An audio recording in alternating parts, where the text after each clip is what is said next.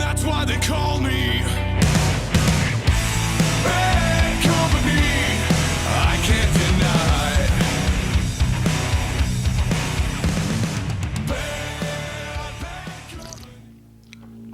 What's going on, Raider Nation? Wow. All right, so Tuesday, what a Monday night game. Again, may not have been the type of game that we wanted it to be, but obviously the result was exactly what we wanted it to be. By any means, like Khalil Mack said, just win, baby, like Al Davis said, the will to win, like yours truly believes. What a game. Again, not the type of game that probably would have been played in Oakland or even in Texas. I mean, there were some things about this game that were absolutely ridiculous. And I'm not talking about the game itself. The elevation, they were talking about the pollution. They were talking about being that high up, the air being that thin. It's really bad for your health.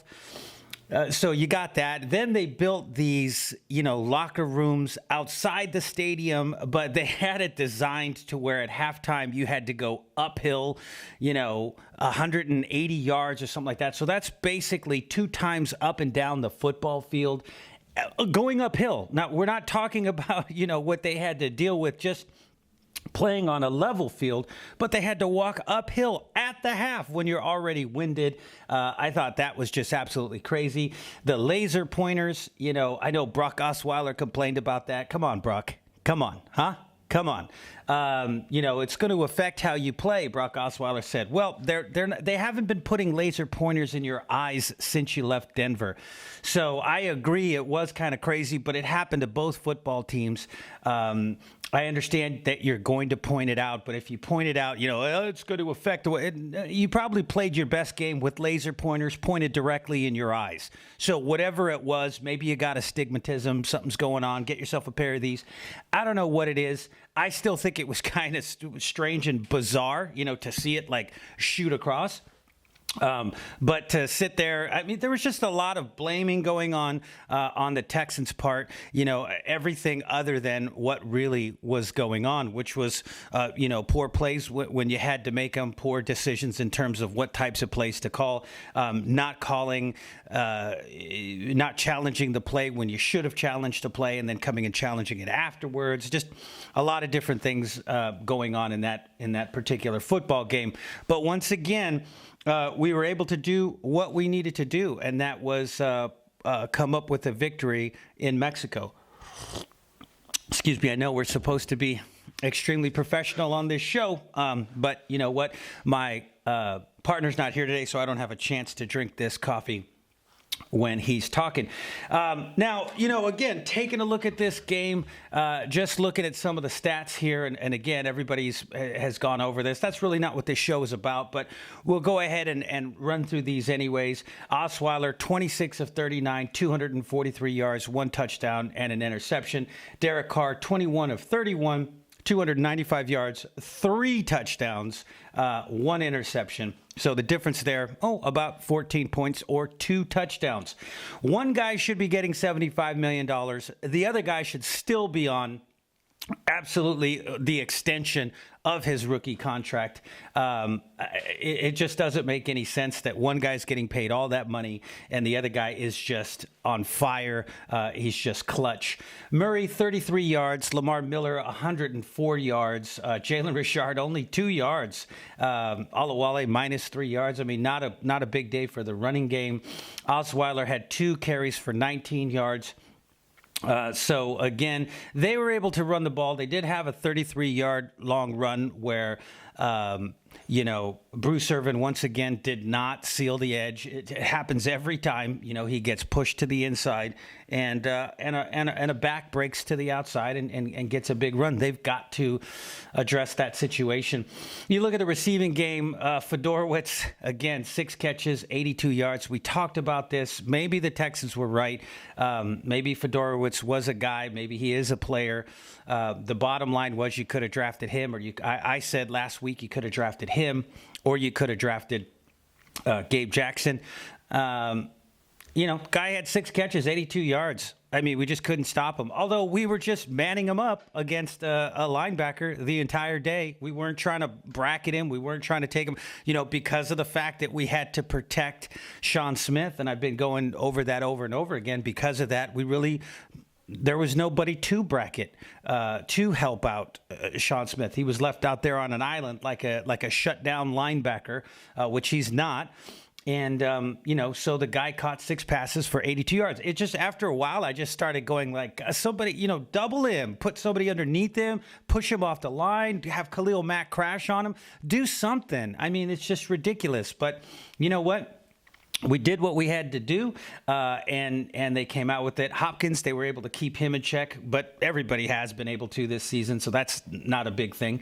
5 catches, 58 yards. He had a 24-yard long. So, again, you're looking at 4 catches for about 25 yards from that guy when all is said and done.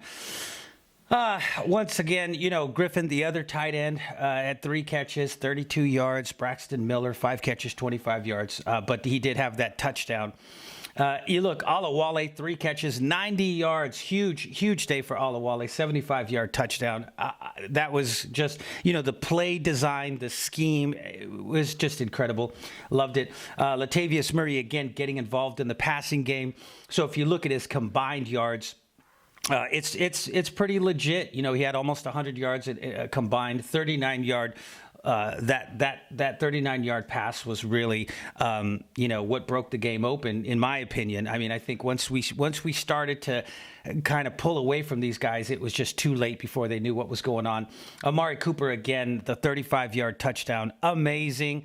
I watched the film. He was open a number of times. This was not about the Texans shutting down the Raiders. This was really about a particular game plan, I think, that Bill Musgrave went in there with. And you know what? They executed it. And, like I said, at this point, I don't really care. I'm happy with it. I'm learning that what you see in the first half doesn't mean a thing. What Derek Carr has been doing in the second half of games, in the second quarter and in the fourth quarter, at this point is just beyond belief. It's amazing. Jalen Richard, 3 catches, 50 yards. He had a 29-yard long. Walford, 2 catches, 28 yards. Michael Crabtree, really off night. He had 3 catches for about 5 yards, dropped some catches. Seth Roberts had an off night as well. Had some big opportunities, which he normally comes up with in terms of keeping the chains moving, as well as having a big play that he just dropped. So again, I think if this game is played in Oakland or this game is played in Houston, they make those plays. The elevation, obviously, in some of these throws, some of the catches. We just saw a lot of things that I think we probably wouldn't have seen if they weren't playing at that level. I mean, the oxygen, your hand-eye coordination, all of those things, your body, your muscles straining at the wrong times. It's that much. It's that much. And, you come up with those things at sea level. You don't at 7,000 feet, so good game. Defensively, again, Bruce Irvin coming up big. He had the sack. Khalil Mack had the sack. You love that. Malcolm Smith with that diving interception. I mean, on that particular play, he did look like a shutdown linebacker on that particular play. Really nice to see him diving out there like that, fully extending his body and taking the ball away from Fedorowicz. But right after that, Fedorowicz just came back and was like, no, we could do this all day, right? So it was kind of very reminiscent of watching, Jerry Rice and Deion Sanders, right?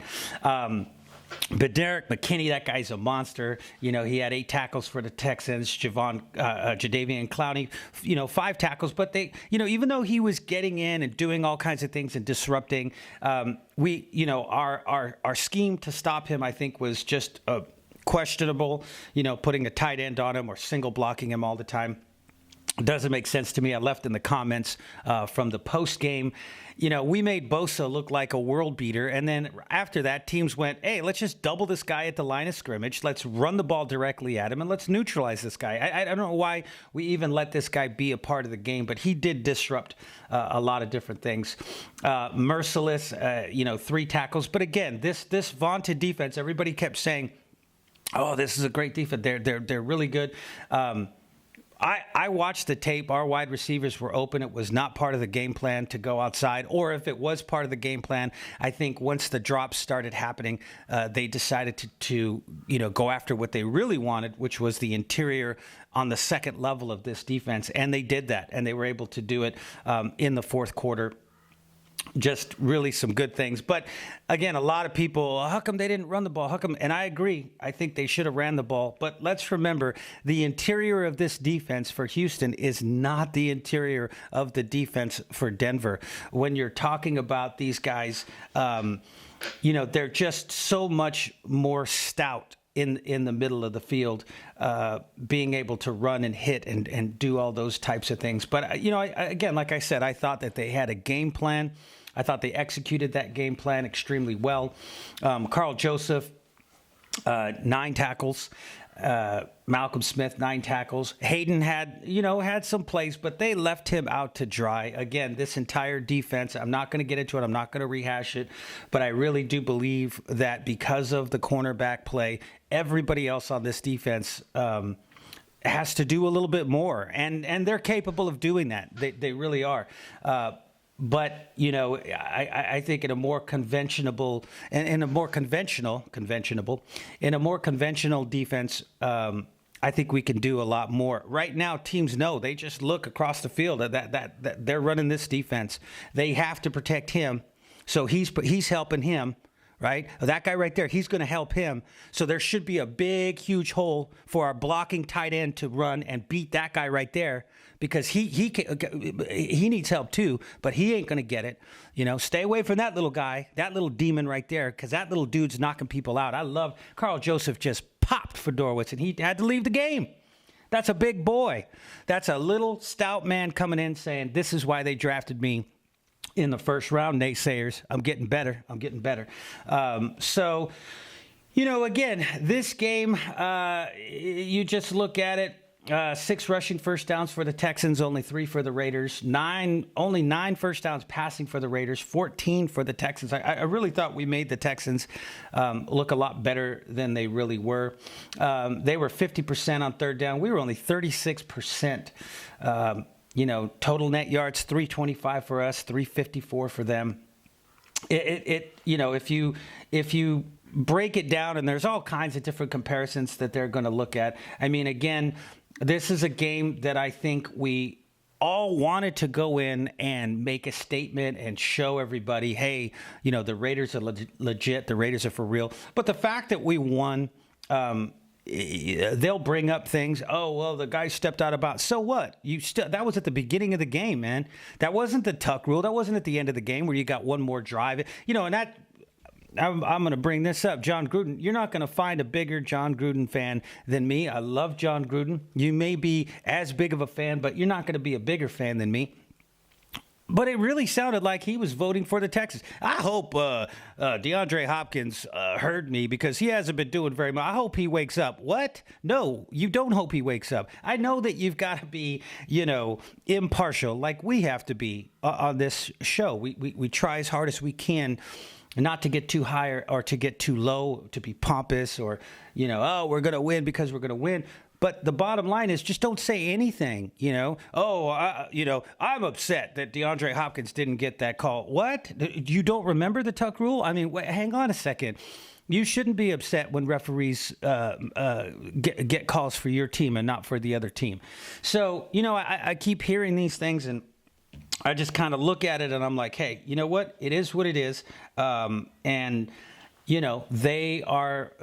to have to deal with it, man. They're still in a good position. We're still in a good position. And, we're going to see where we go from there. So we're going to go ahead and take a break, and then we'll jump into the second half of this show. Stay tuned. Carpets is celebrating the holidays with a huge inventory clearance sale. We have the best prices and guaranteed installation. Why would you buy anywhere else? Whether you're looking for laminate, vinyl, carpet, tile, or wood, we have it all. Save up to 50% on selected items. Room size rugs, only $69. Visit Carpets at one of our 6 Bay Area locations, or call us at 1-800-355-4MMM. All right, folks, welcome back. All right, so we're going to break into the second half of the show here. Again, I'm going solo today. The Oakland Knights should be back tomorrow. I don't know if he'll be doing a show tomorrow, and I know that we most likely won't be doing. Well, I'm pretty sure we won't be doing a Thanksgiving Day show, but we should be here. Actually, I'm pretty sure we'll be here on Friday. So at this point right now, I just want to look at a few different things. I've been looking up some stuff. Like I said, broke down the tape earlier today. I don't think we ever designed this game plan around trying to run the football. The types of runs that they ran, the personnel that they used, where they chose to run. All of those things tell me that this was not about taking advantage of matchups, running at particular guys, taking them out of the game plan. So, I looked at that, and then I kind of looked at what other people were writing, and I saw what they were posting I saw what they were showing on the shows on television. And I just wanted to bring up a couple of points. And by the way, I'm going to be doing a show tomorrow on Undisputed with Shannon Sharp, that idiot. So pay attention for that. That'll be on tomorrow. Just talking about what he said 2 days ago, which was I think it was yesterday morning, which was just idiotic. It's always fun to rip apart Shannon Sharp. So looking at Carr's night, basically... Again, 295 yards, 21 for 31. I think he came out and completed 10 in a row, something like that. Another comeback win, which makes 4 for the season. This is just a guy that is just developing, had the interception, kind of was sitting there on the sideline. He was staring off. And that's that time where you can lose it. You really can lose it. You can think, man, we're here. Things aren't going right. My guys are dropping balls. We're not doing this. We're not doing that. We're not converting. The defense is letting this other team, look pretty good. I just put my team in a horrible position. They just drove down the field and scored based on a mistake that I made. So you got that stare off into nowhere, And then at some point, it was like a lawnmower. And boom, his eyes popped on, and he came back to himself and said, okay, this is what we need to do. And you got to love that. You got to love that this kid never feels out of it. This guy is a general. He's young, but he understands if we just keep playing, let's just stay in this game. Sometimes it's, if you're down by, 28 points or something like that in the fourth quarter, try to stay healthy, move on. But these guys kind of understand, you know what? Let's just keep playing, right? So when you take a look, I looked up fourth quarter comeback leaders here since 1960, and this is a very interesting stat. Derek Carr's ranked at number 23, which is not, it's not horrible. Again, he's only been in the league 3 years. He could be, down where Geno Smith is, or, Brock Osweiler has 4 in his entire career up until this point. He's down there at 42, so, Derek Carr, at this point he's got 9, fourth quarter, combined fourth quarter comebacks or overtime comebacks in his career. But what I thought was interesting is Aaron Rodgers only has 10. Aaron Rodgers has 10. He's only got 10 fourth quarter comebacks. So one more fourth quarter comeback, and Derek Carr will be tied with Aaron Rodgers. I think Aaron Rodgers is a good quarterback, but I think once the game begins to get away, he has trouble. Andrew Luck's up there with 13, Russell Wilson with 17, Jay Cutler, 21. Now, I wouldn't have guessed that. Jay Cutler? I mean, but again, it is what it is. 10 years, 21 fourth quarter comebacks. Phillip Rivers, 22. Matt Stafford, 23. Matt Ryan, 25. Roethlisberger, you would imagine. Yes, Roethlisberger I could see. Drew Brees I could see, absolutely. But then Eli Manning. Eli Manning in there at 30 fourth quarter victories. Come from behind victories. 30. That's pretty good, right? If you take a look at the 2004 to 2016 quarterbacks, you're looking at Eli Manning, Ben Roethlisberger, and Phillip Rivers, and they're all above 20 fourth quarter comebacks. So, again, I think that was a great class. Carson Palmer was also 2004 to 2016. He's got 20. So, again, 2004, certainly a good year. Now, again, if you take a look, Tom Brady, 37. That's good. You know, I hate to use the word hate. I hate Tom Brady. You know, they took our Super Bowls. They took our dynasty. They cheated. They're known to be cheaters. And I don't like Tom Brady. I think he's cocky. I think he's a liar. I think there's a lot of things. He thinks he's better than other people, you know. And, you know, he's handsome and he's got a beautiful wife, lots of money, and he's won the Super Bowl. So those things also, you know, if I'm truthful, play into the picture. But the bottom line is 37. Now, again, we're talking 16 years. Derek Carr and some of these other guys only have, you know, a couple of years, 2-3 years. But still, 37 fourth quarter victories. I think is really good. I'm not sure if there's another. Drew Brees is the closest. He was 2001 to 2016, so he's got 28. But still, that's only one extra year, and you're looking at about 9 more fourth quarter victories in 1 year. So, I mean, you got to give it to this guy. I'm looking down, and I that's it. You know, Tom Brady. That's about it. Tom Brady and Drew Brees. Guy's been in the league a long time. Drew Brees, 28. But Tom Brady almost 10 more with only one extra year. So he's been doing it, and he's been doing it for a long time. How long can both of these two guys go? But it brings me back to Derek Carr again. You take a look, 9, okay, and this is again, it's over a 2-year period. So each of these years is a little bit is going to be a little bit different. So they're looking at 2014 to 2016. We're not quite done with the 2016 season, but again, on the right track, one game away. You know, Colin Kaepernick with 8. You know, he's ranked at 27. I remember when we were sitting here thinking, who's going to be the better quarterback? Is it going to be Colin Kaepernick or is it going to be Derek Carr? And there was some debate. There really was some debate. The debate's over, folks. The debate's over. There was some debate coming into this year about Derek Carr being the quarterback. Oh, he's going to wind down. Oh, don't worry. In the second half, he's going to do this. He's going to do that. You know what? It's not going to happen. It's not going to happen. The debate should be over. The debate should have been over.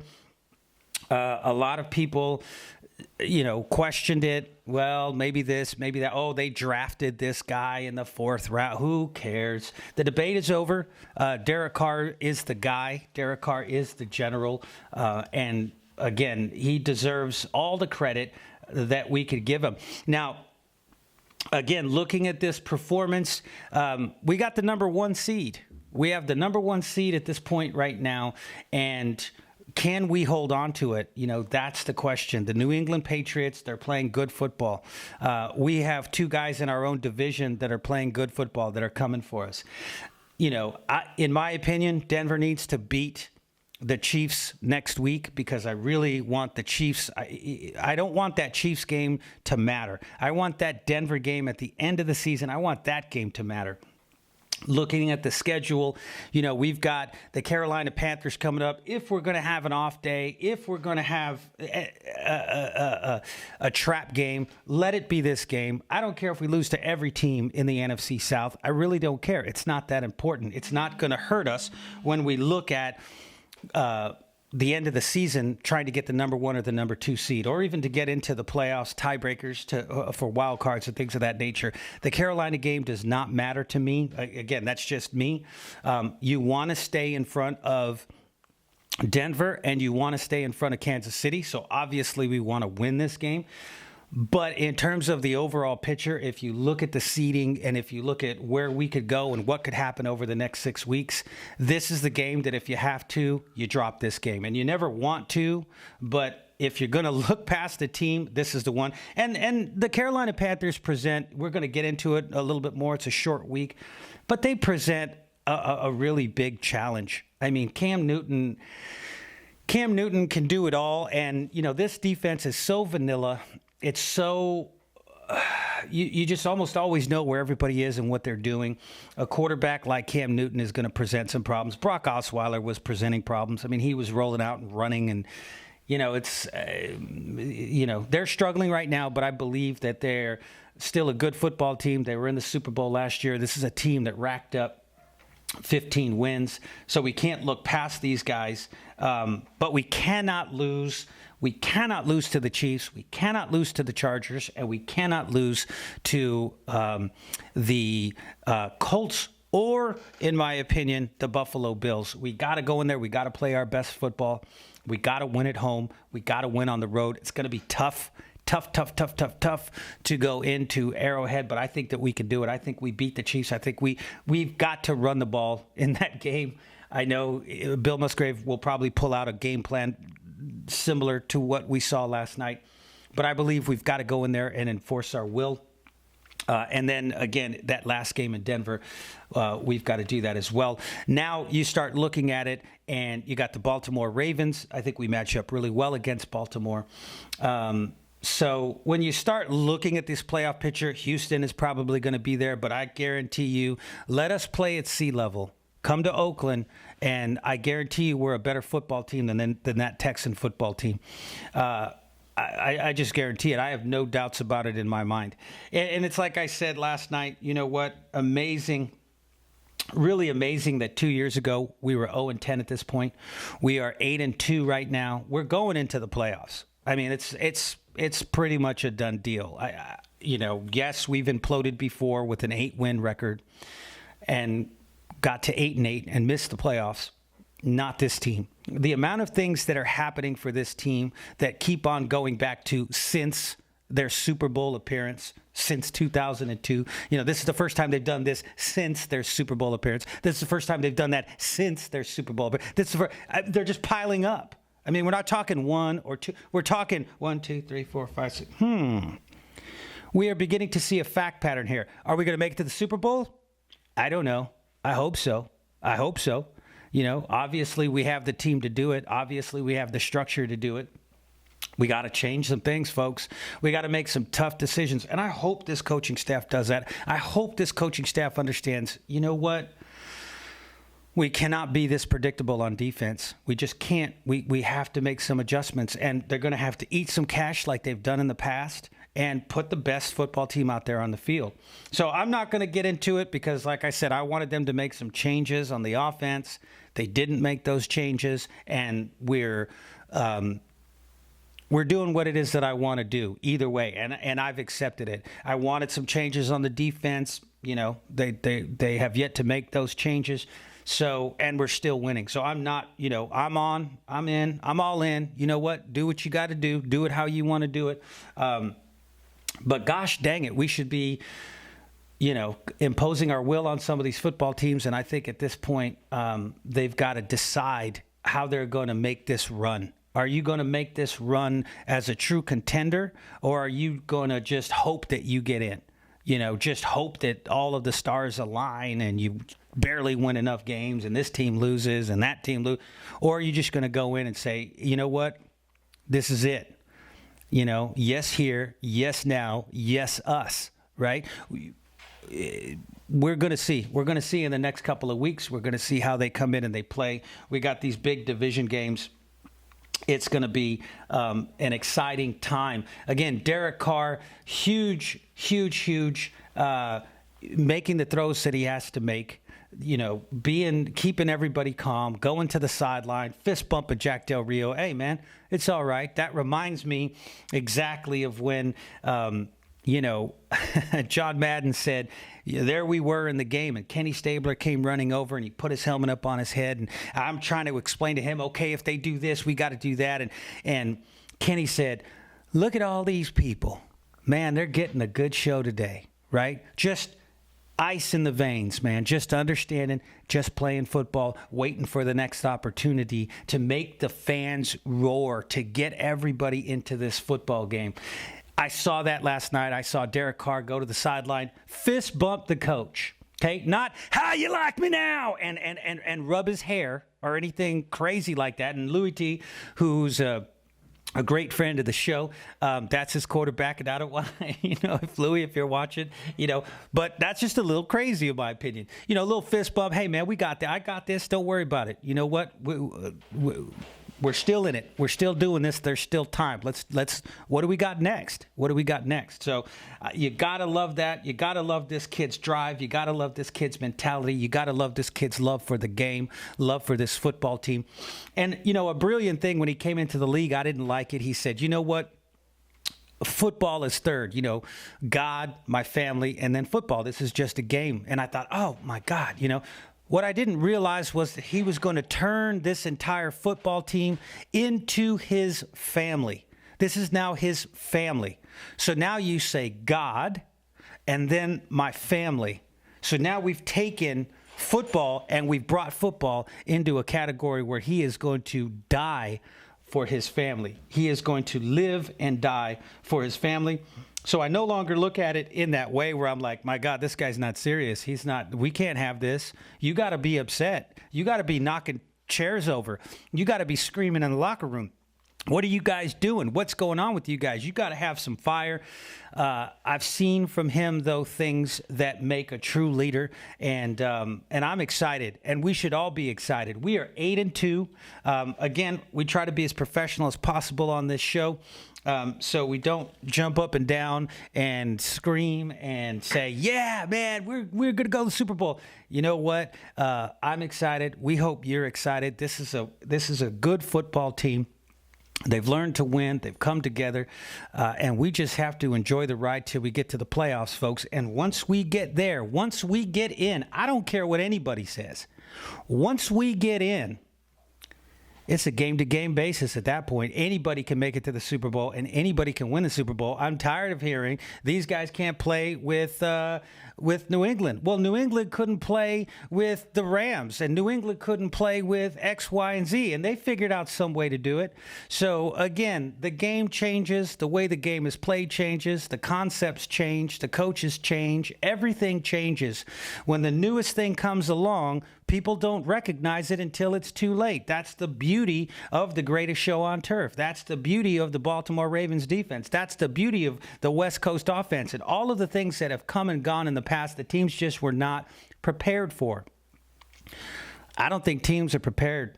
I think they're looking at the X's and the O's, and they're not seeing something that's so much more important that's underneath, folks. So that's what we have to look forward to. Appreciate you guys watching today. I know without my partner, it's a little lame, but he should be back soon. And hopefully, like I said, this winning will continue. Thank you guys for joining. You guys can send us emails. He's better at this than I am to the w2w@gmail.com. Also follow us on Twitter. I don't even know what the Twitter is. Also, for those of you on our Facebook group, thank you guys so much for coming and liking and subscribing. Remember, you can leave comments as well. I know you guys mostly watch these through the Facebook app, but you can leave comments on the YouTube side. Go to our YouTube side and go ahead and comment. Again, subscribe, hit the little bell. It'll tell you when we release our videos. And also like our Facebook page, The Will to Win on Facebook. All right, folks, we will see you next time. And that's why they call me